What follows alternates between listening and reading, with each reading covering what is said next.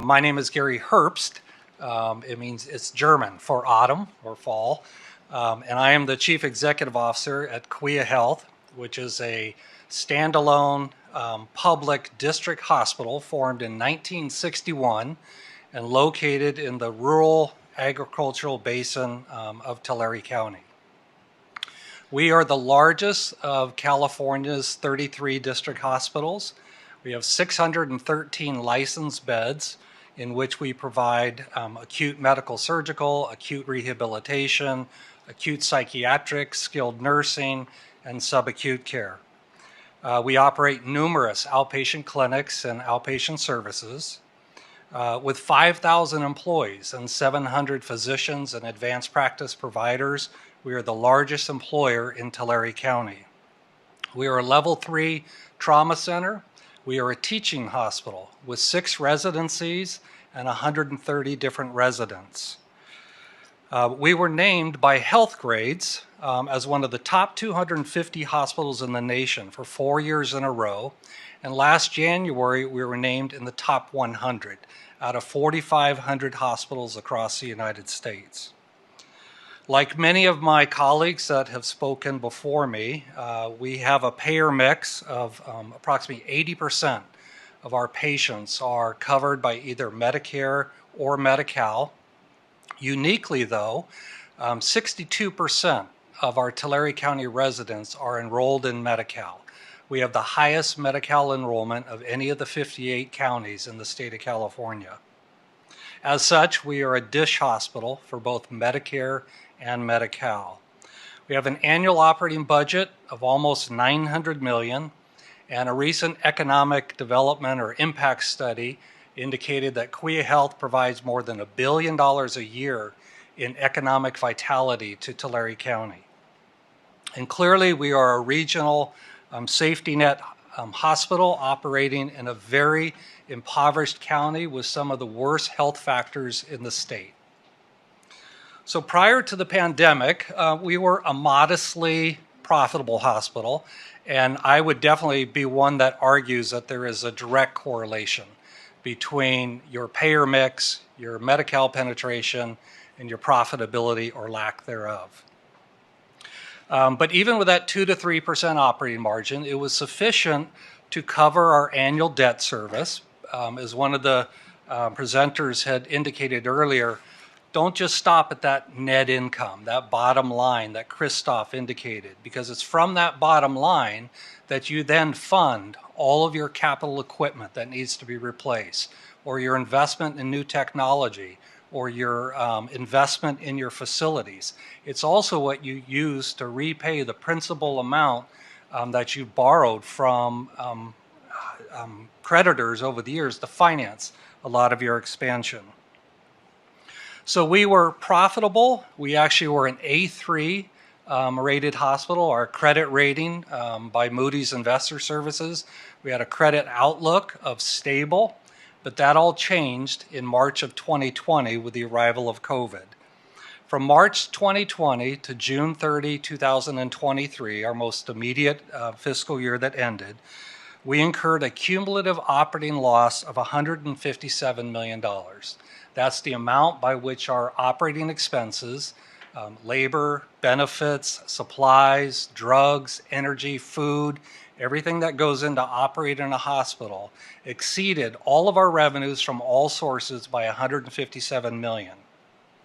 That required that we start burning through our cash reserves. Fortunately, we were in pretty good financial condition before the arrival of COVID.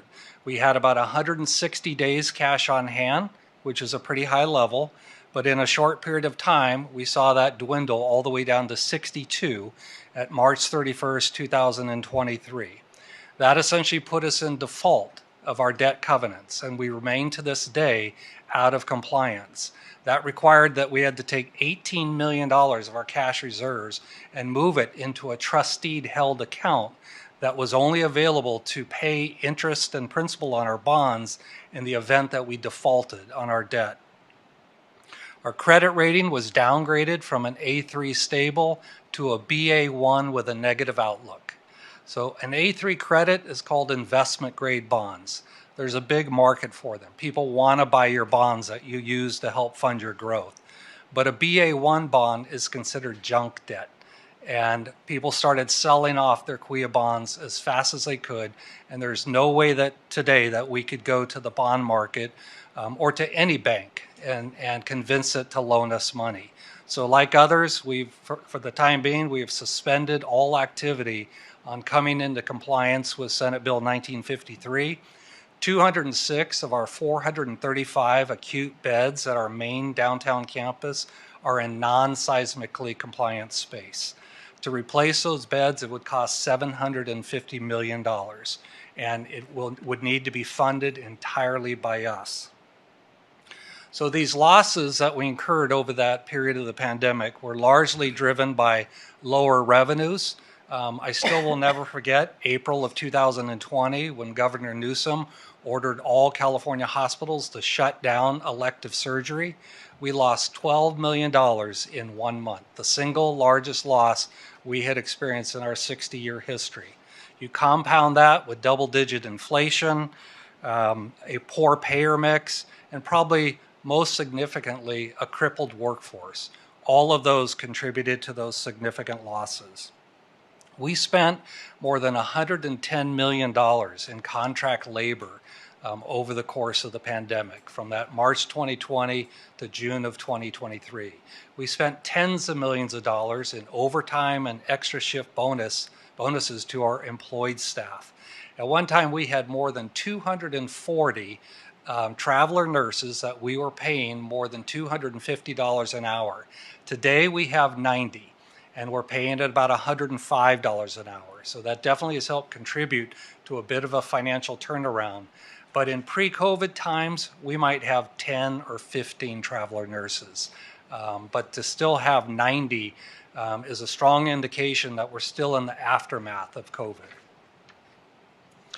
We ended this last fiscal year with the highest operating loss in our history at $59 million. That was just 8 months ago. Since that time, we have been executing on a painful and sometimes heart-wrenching financial recovery plan that's included more than 200 employee layoffs.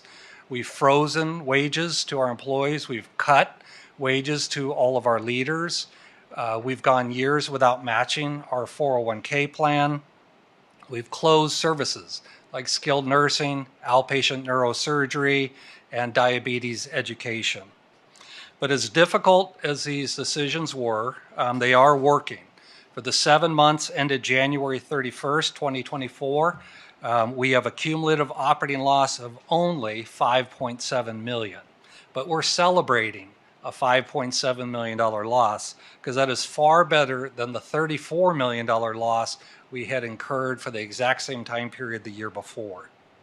We also recently had our credit rating outlook upgraded from negative to stable, and our cash reserves have grown back to 81 days.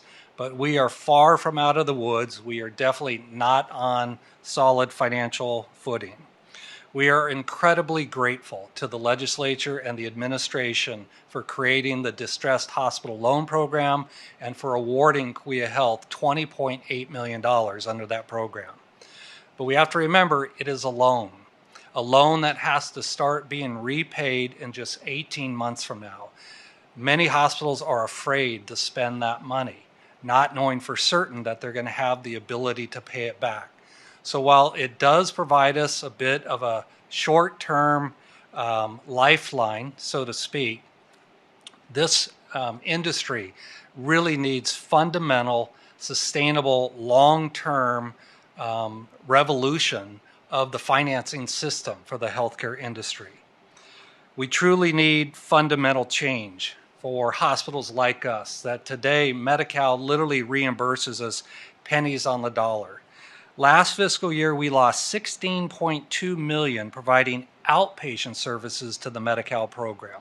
So I am very hopeful that the MCO tax, which will allocate a significant amount of funding to hospital services, is largely being targeted to the area that hospitals are losing the most, and that is in their emergency department and in their outpatient services. Dr. Weber, you talked about, how do we keep patients out of the emergency department? We provide timely preventative care. We provide timely colonoscopies and breast cancer screenings. We allow patients to go get that image, to receive physical therapy before their condition exacerbates to the point where they have to go to the emergency department. I was talking to my CEO colleague at Sierra View Hospital in Porterville the other day, another district hospital. She told me that they get paid $14 per physical therapy visit for a Medi-Cal patient. This last year, again, that's $16.2 million, we received 74 cents on the dollar, 74% of the direct cost of providing that outpatient care. When I say direct costs, that's the staff salary, the nurse, the drugs, the supplies. It does not include a hospital's overhead for housekeeping and dietary and finance and ISS and all of those services that are necessary to operate a hospital. We aren't even covering 0% of those dollars. We aren't even covering at current reimbursement rates our direct dollars. And over the past 10 years, 7 district hospitals have either closed or filed bankruptcy. Some have since reopened, but none of them as a district hospital. Other district hospitals would have met the same fate, but ended up being acquired by another hospital or a health system before they closed or filed bankruptcy. In 2021, 18 district hospitals operated labor and delivery programs. Since then, 4 have closed, and like you, I received a letter last week from the Tulare Local Hospital District Board informing me that the Tulare L&D program was going to be closing indefinitely. I am pleased and proud to say that the Kaweah Health maternal child health program is going strong. We deliver almost 5,000 babies a year. We have full prenatal care, maternal fetal medicine or perinatal care, maternal fetal medicine physicians on staff. Through a partnership with Valley Children's Hospital, we operate a 23-bed neonatal intensive care unit, a level 3. And the reason that we can continue to operate is having that kind of critical mass, having that broad continuum of care, and having sufficient volume to be able to operate it profitably. So you can rest assured we will be there for those Tulare residents that will be delivering babies. So lastly, Madam Chair and committee members, again, thank you for giving me this opportunity. I really am excited about the MCO tax. I look forward to hearing how you intend to allocate that.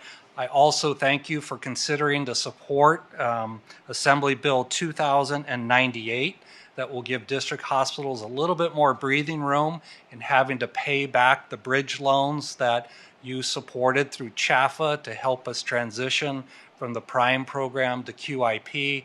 I know there's consideration being given to schedule the maturity date of that bridge loan to coincide with the repayment of the distressed hospital loan program. So I'd really appreciate your consideration of that, and I want to thank you again for this time today.